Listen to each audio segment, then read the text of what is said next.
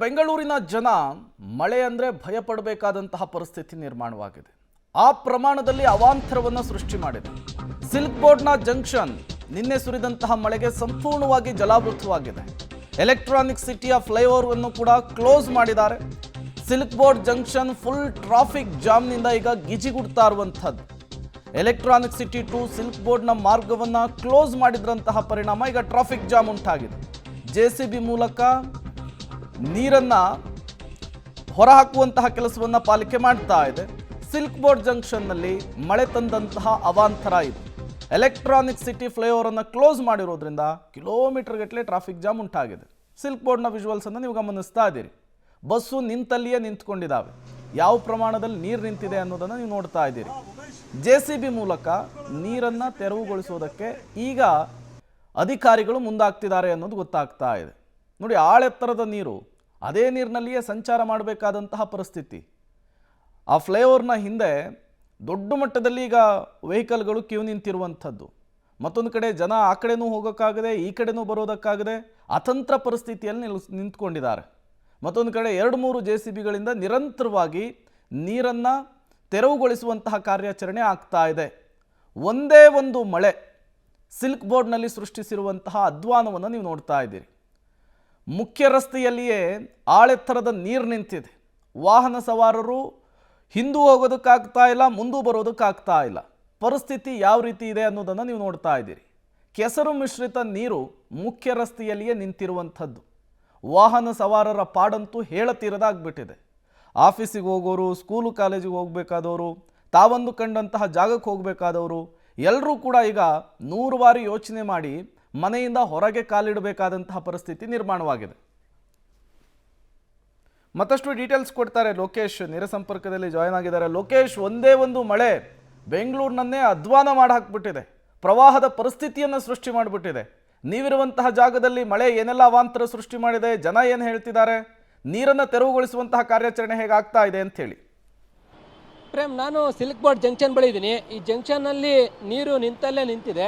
ಅದನ್ನು JCB ಮುಖಾಂತರ ಹೊರ ಹಾಕುವಂಥ ಕೆಲಸ ಆಗ್ತಾ ಇದೆ. ಗಮನಿಸಬಹುದಾಗಿದೆ, ತಗ್ಗು ಪ್ರದೇಶದಲ್ಲಿ ಇದ್ದಂಥ ನೀರು ಕಾಲುವೆ ಕಡೆಗೆ ಬರ್ತಾ ಇರಲಿಲ್ಲ. ಅದನ್ನು 2 JCBಗಳ ಮುಖಾಂತರವಾಗಿ ನೀರನ್ನು ಇಲ್ಲಿಗೆ ಹೊರ ಹಾಕುವಂಥ ಕೆಲಸವನ್ನು ಮಾಡ್ತಾ ಇರುವಂಥದ್ದು ನೋಡ್ಬೋದಾಗಿದೆ. ಯಾವ ರೀತಿಯಲ್ಲಿ BBMP ನಿರ್ಲಕ್ಷ್ಯ ಮಾಡಿದೆ ಈ ಪ್ರದೇಶದಲ್ಲಿ ಅಂತಂದರೆ, ಬೃಹತ್ ನೀರುಗಾಲುವೆ ಅದನ್ನು ಸರಿಪಡಿಸಬೇಕಾಗಿತ್ತು. ನೀರು ಹೊರ ಹೋಗಲಿಕ್ಕೆ ಸರಾಗವಾಗಿ ಮಾರ್ಗವನ್ನು ಕಂಡುಕೊಳ್ಬೇಕಾಗಿತ್ತು. ಆದರೆ ಆ ರೀತಿ ನಿರ್ಲಕ್ಷ್ಯ ಮಾಡಿರೋದ್ರಿಂದಾಗಿ JCB ಮುಖಾಂತರ ನೀರನ್ನು ಹೊರ ಹಾಕೋದಕ್ಕೆ ಈಗ BBMP ಮುಂದಾಗ್ತಾ ಇದೆ. 2 JCBಗಳನ್ನು ಸಿಲ್ಕ್ ಬೋರ್ಡ್ ಜಂಕ್ಷನ್ ಬಳಿ ನೇಮಕ ಮಾಡಿ ಅವುಗಳ ಮೂಲಕ ತಗ್ಗು ಪ್ರದೇಶದಲ್ಲಿರೋಂಥ ನೀರನ್ನು ರಸ್ತೆ ಮೂಲಕ ತಂದು ಕಾಲುವೆಗೆ ಬಿಡುವಂಥ ಕೆಲಸವನ್ನು ಮಾಡ್ತಾ ಇದ್ದಾರೆ. ಒಂದು ಕಡೆ ಇಲ್ಲ, ಆದರೆ ಆ ಹಿಂಭಾಗದಲ್ಲಿ ನೋಡ್ಬೋದಾಗಿದೆ, ಬಸ್ಸು ಕೆಟ್ಟು ಅಲ್ಲೇ ನಿಂತಿರುವಂಥದ್ದು. ಆ ರೀತಿಯಾಗಿ ಸಿಲ್ಕ್ ಬೋರ್ಡ್ ಜಂಕ್ಷನಲ್ಲಿ ತೀರಾ ಸಮಸ್ಯೆ ಆಗಿದೆ. ಒಂದು ಕೃತಕ ನದಿನೇ ಈ ಸಿಲ್ಕ್ ಬೋರ್ಡ್ನಲ್ಲಿ ಸೃಷ್ಟಿಯಾಗಿರುವಂಥದ್ದು. ಆ ಪ್ರಮಾಣದಲ್ಲಿ ನೀರು ನಿಂತಿದೆ. ಬೆಳಗ್ಗೆಯಿಂದನೂ ಕೂಡ ನೀರು ಹೊರ ಹಾಕುವಂಥ ಕೆಲಸಕ್ಕೆ ಮುಂದಾಗ್ತಾ ಇದ್ದಾರೆ. ಆದರೆ ನೀರು ಹೊರ ಹಾಕಲಿಕ್ಕೆ ಸಾಧ್ಯ ಆಗ್ತಾ ಇಲ್ಲ, ಇನ್ನೂ ಕೂಡ ಸಮಯ ಹಿಡಿಯುತ್ತೆ. ಈ ಭಾಗದಲ್ಲಿ ತೀರಾ ವಾಹನ ಸಂಚಾರ ಇರುವಂಥ ಜಾಗ. ಈ ರೀತಿ ಇಲ್ಲೇ ನೀರು ನಿಂತರೆ ತೀರಾ ಸಮಸ್ಯೆ ಆಗೋದ್ರಲ್ಲಿ ಅನುಮಾನ ಇಲ್ಲ. ನೋಡ್ಬೋದು, JCB ಮುಖಾಂತರ ನೀರನ್ನು ಹೊರತರ್ತಾ ಇರ್ತಕ್ಕಂಥದ್ದು. ಈ ರೀತಿಯಾಗಿ BBMP ಹರಸಾಹಸವನ್ನು ಪಡ್ತಾ ಇದೆ, ಪರಿಪಾಟ್ಲನ ಪಡ್ತಾ ಇರ್ತಕ್ಕಂಥದ್ದು. ಅಧಿಕಾರಿಗಳು ನಿರ್ಲಕ್ಷ್ಯ. ಪ್ಲಾನ್ ಮಾಡಬೇಕಾದ್ರೇ ಇಂತಹ ತಗ್ಗು ಪ್ರದೇಶಗಳು ಮತ್ತು ನೀರುಗಾಲುವೆ ಎಲ್ಲೋಗುತ್ತೆ ಆ ಭಾಗಗಳಲ್ಲಿ ನೀರು ಸರಾಗವಾಗಿ ಹೋಗೋದಕ್ಕೆ ಪ್ಲಾನ್ ಮಾಡಬೇಕು. ಪ್ರತಿಯೊಬ್ಬ ಅಧಿಕಾರಿಗೂ ಒಂದೊಂದು ರಸ್ತೆಯನ್ನು ನಿಯೋಜನೆ ಮಾಡಿ ನೀರು ಹೊರ ಹಾಕುವಂಥದ್ದು ಅಥವಾ ನೀರು ನಿಲ್ಲದೇ ಇರೋ ಥರ ಕ್ರಮ ವಹಿಸ್ತೀವಿ ಅಂತ ಹೇಳಿದರು. ಅದನ್ನು ಮಾಡ್ತಾನೆ ಇವತ್ತು ನಿರ್ಲಕ್ಷ್ಯವನ್ನು ಮಾಡಿರುವಂಥದ್ದು ಕಂಡು ಬರ್ತಾ ಇದೆ. ಒಂದು ಕಡೆ JCB ಮೂಲಕ ನೀರು ಹೊರ ಹಾಕೋದು ಒಂದು ಕಡೆ ಆದರೆ, ಮತ್ತೊಂದು ಕಡೆ ಅಲ್ಲಿ ಕಾಲುವೆಯನ್ನು ಈಗ ಸರಿಪಡಿಸ್ತಾ ಇರ್ತಕ್ಕಂಥ ದೃಶ್ಯಾವಳಿಗಳು ಕಂಡು ಬರ್ತಾ ಇದೆ.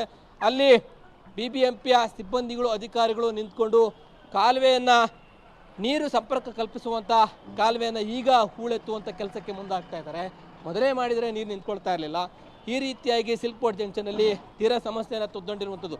ಬೆಂಗಳೂರಲ್ಲೇ ಅತಿ ಹೆಚ್ಚು ಟ್ರಾಫಿಕ್ ಜಾಮ್ ಆಗುವಂಥದ್ದು ಮತ್ತು ಮಳೆ ಬಂದರೆ ಅವಾಂತರ ಸೃಷ್ಟಿಯಾಗುವಂಥ ಪ್ರದೇಶಗಳಲ್ಲಿ ಸಿಲ್ಕ್ ಬೋರ್ಡ್ ಜಂಕ್ಷನ್ ಕೂಡ ಒಂದು. ಅಂತಹ ಪ್ರದೇಶಗಳಲ್ಲಿ ಮುಂಜಾಗ್ರತೆಯನ್ನು ವಹಿಸಬೇಕಾಗುತ್ತೆ. ಕಳೆದ 5-10 ವರ್ಷಗಳಿಂದ ಕೂಡ ಇದೇ ರೀತಿಯಾದಂಥ ಸಮಸ್ಯೆಯಲ್ಲಿ ಅನುಭವಿಸ್ತಾ ಇದ್ದಾರೆ. ಗಮನಿಸಬಹುದಾಗಿದೆ, ಈಗ JCB ಮುಖಾಂತರ ನಿಂತಿರುವಂಥ ನೀರನ್ನು ಈ ಒಂದು ರಾಜಕಾಲುವೆಗೆ ಕನೆಕ್ಷನ್ ಏನಿದೆ, ರಾಜಕಾಲುವೆ ಮುಖಾಂತರ ನೀರು ಬಿಡುವಂಥದ್ದಕ್ಕೀಗ ಕೆಲಸವನ್ನು ಶುರು ಮಾಡಿರುವಂಥದ್ದು.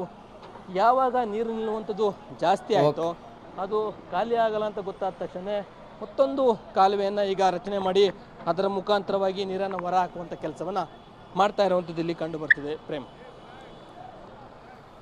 ಲೋಕೇಶ್, ಒಂದೇ ಒಂದು ಮಳೆಗೆ ಈ ರೀತಿ ಪರಿಸ್ಥಿತಿ ಆಗಿಬಿಟ್ರೆ, ಇನ್ನು ಮುಂಗಾರು ಎಂಟ್ರಿ ಆಗಿಬಿಟ್ರೆ ಈ ಸಿಲ್ಕ್ ಬೋರ್ಡ್ನ ಪರಿಸ್ಥಿತಿ ಏನು ಅಂಥೇಳಿ ಮೊದಲೇನೆ ಹವಾಮಾನ ಇಲಾಖೆ ಎಚ್ಚರಿಕೆಯನ್ನು ಕೊಟ್ಟಿತ್ತು, ಮಳೆ ಬರುತ್ತೆ, 8 ದಿನಗಳ ಕಾಲ ಇದೇ ರೀತಿ ಮಳೆ ಹಿಡ್ಕೊಳ್ಳುತ್ತೆ ಅಂಥೇಳಿ.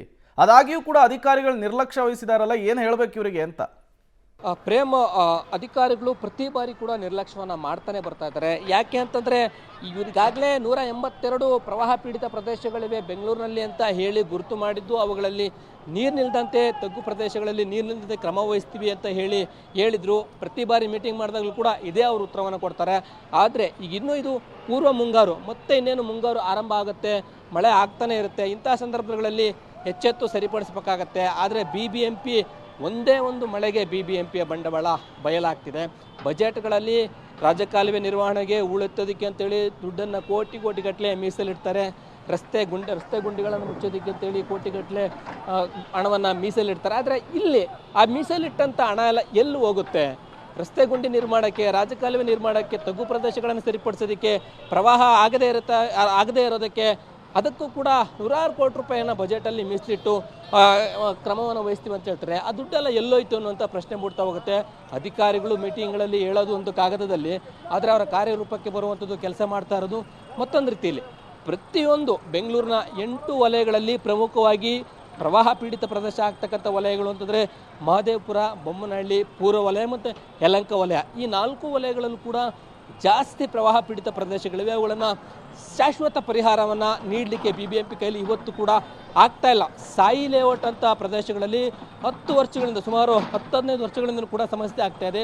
ಅದಕ್ಕೆ ಶಾಶ್ವತ ಪರಿಹಾರನ ಕೊಟ್ಟಿಲ್ಲ. ಮತ್ತು ಯಲಹಂಕದ ಕೇಂದ್ರೀಯ ವಿಹಾರ ಅಪಾರ್ಟ್ಮೆಂಟ್ ಇರ್ಬೋದು, ಮತ್ತು ಸಿಲ್ಕ್ ಬೋರ್ಡ್ ಜಂಕ್ಷನ್ ಇರ್ಬೋದು, ಈ ರೀತಿ ಪ್ರವಾಹ ಪೀಡಿತ ಪ್ರದೇಶಗಳು ಸಾಕಷ್ಟಿದ್ರೂ ಕೂಡ BBMP ಅದಕ್ಕೆ ಶಾಶ್ವತ ಪರಿಹಾರವನ್ನು ಕೊಡದೆ ಬರೀ ಸಭೆಗಳಲ್ಲಿ ಕಾಗದದಲ್ಲಿ ಈ ರೀತಿ ನಿರ್ಧಾರ ಮಾಡ್ತೀವಿ ಅಂತೇಳಿ ನಿಜ ಸ್ವರೂಪ ಮಳೆ ಬಂದಾಗ BBMP ಬಂಡವಾಳ ಈಗ ಬಯಲಾಗ್ತಿದೆ.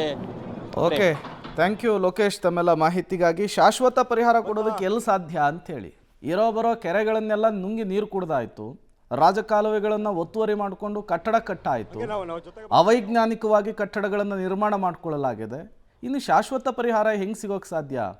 ಈ ಬಂದಿರುವಂತಹ ಮಳೆ ನೀರು ಹೋಗಬೇಕಾಗಿರುವಂತಹದ್ದು ಕೆರೆಗಳಿಗೆ, ರಾಜಕಾಲುವೆಯ ಮೂಲಕ ಅದಾಗ್ತಿಲ್ಲ.